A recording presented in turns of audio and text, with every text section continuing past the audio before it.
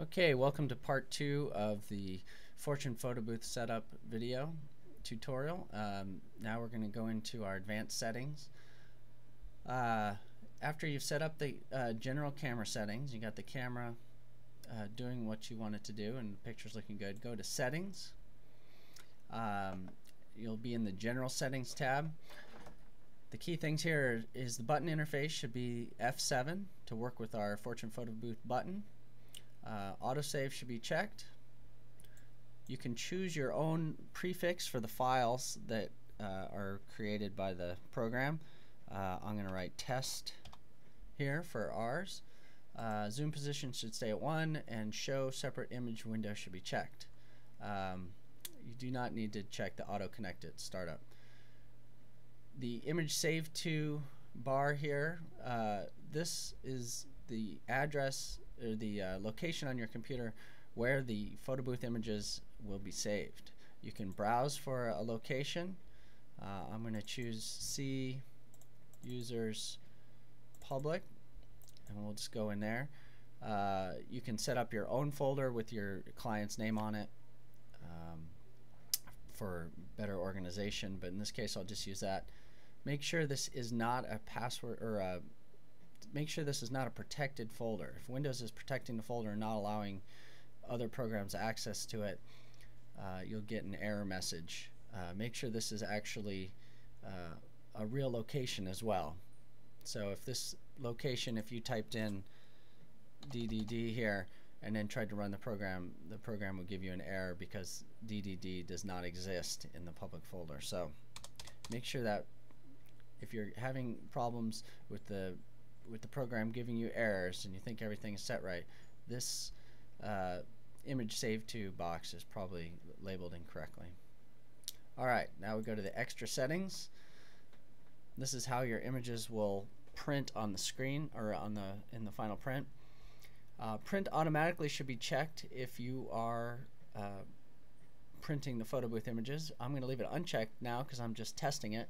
I want to be able to see the images on the computer, but I don't want to print anything right now. Print in black and white, you can check that if you want black and white images. Leave it unchecked for color. Print border, you'll probably almost always check this.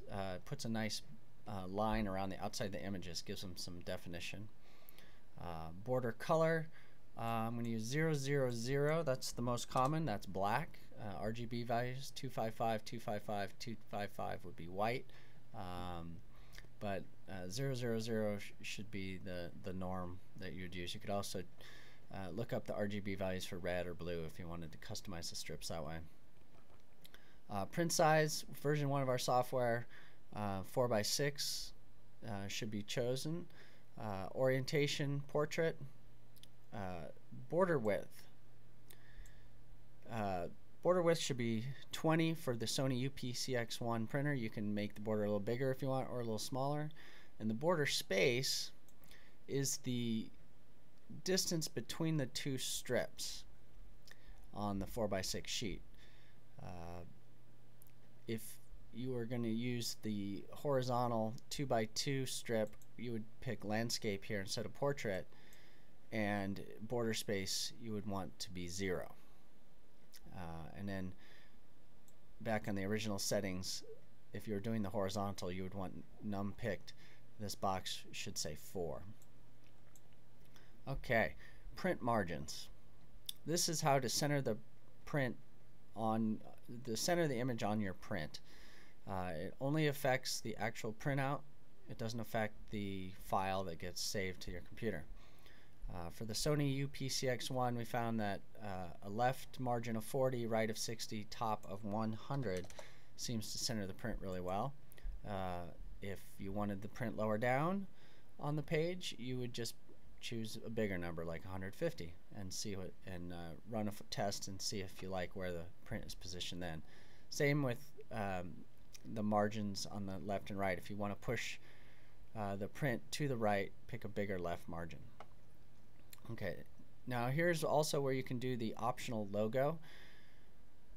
If you check this box, you can browse for a logo to put at the bottom of the strips.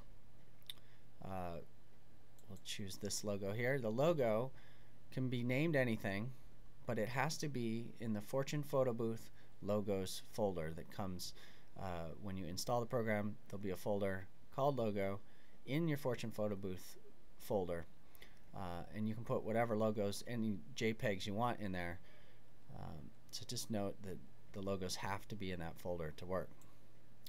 So highlight it, click open. So I'll be putting a logo on my strip. Add overlay image is not available in version 1 of the software, so leave that alone.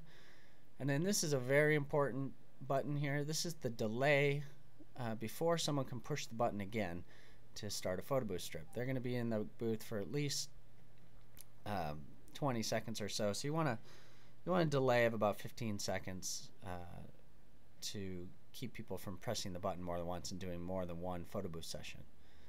Alright, so say OK, and remember, you must push F8 at this point to make the photo booth program work. If you forget to push F8, the program will still be in demo mode even if you have the USB dongle inserted. So press F8 so you don't see the settings window, and let's see, now we can push the button and do our photo booth session.